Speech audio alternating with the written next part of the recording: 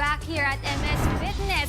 Kung last week na i-try natin ang cardio workout na boxing, this time around, try naman natin ang circuit training. Kasama pa rin natin si Coach JM. Hi, Coach! Hello. Good morning. When we talk about circuit training, ano po ba itong circuit training na ito? Ito yung sa mga paborito ko. Pagka may competition, kailangan ko ng mas mabilis na lose weight. Aha. Ito yung sa mga ginagamit ko. So ito, whole body workout na pang-pa-lose ng timbang natin. Opo. Okay. So pag sinabi nating whole body, ano ba yung mga pwede nating gamitin dito na equipments natin? Katulad ng mga nasa harapan natin ngayon. Ito, meron battle tayong rope. Battle ropes na gagamitin. Tapos, meron din tayong Mat.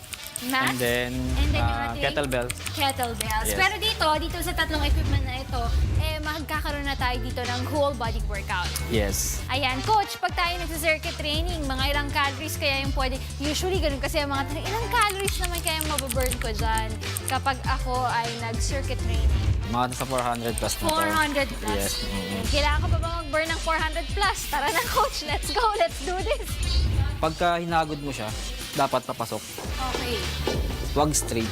Okay. Kasi yung stress, nasa shoulder lang siya. Okay po. Dapat papasok para sa biceps natin. Oh, okay. Yan. And then double. Ganun pa rin. Okay. Okay. Sige, try Start natin tayo. yan.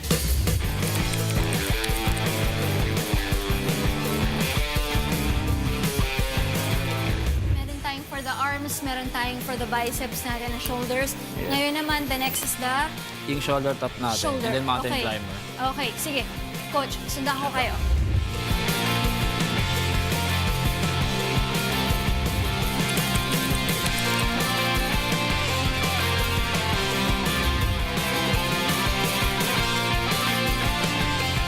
Yung ating try naman yung ating kettlebell.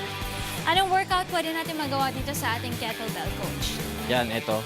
Ito sa core naman natin to. Aha. Core, legs, kasama na ito lahat. Core, Full body legs. na rin siya. Okay. Okay.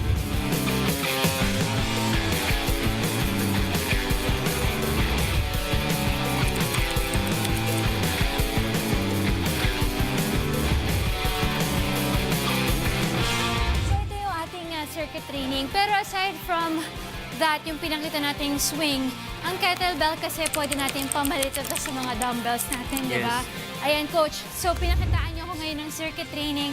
Pag circuit training, ilang reps dapat ginagawa itong circuit training na ito kung whole body ito? Pag beginner, ano lang muna tayo, mga low reps lang muna.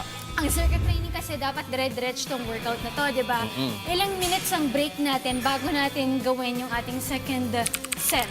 At least mga 12 seconds lang. Ayan, maraming salamat po sa inyo, Coach JM. And of course, I will be back again para dun sa ating third na exercise na gagawin dito sa MS Fitness. Ay mga kasambahay, don't forget that health is wealth. Tutok lang kayo for more workouts dito sa ating Fitness 101. Only here on Good Morning, Kuya!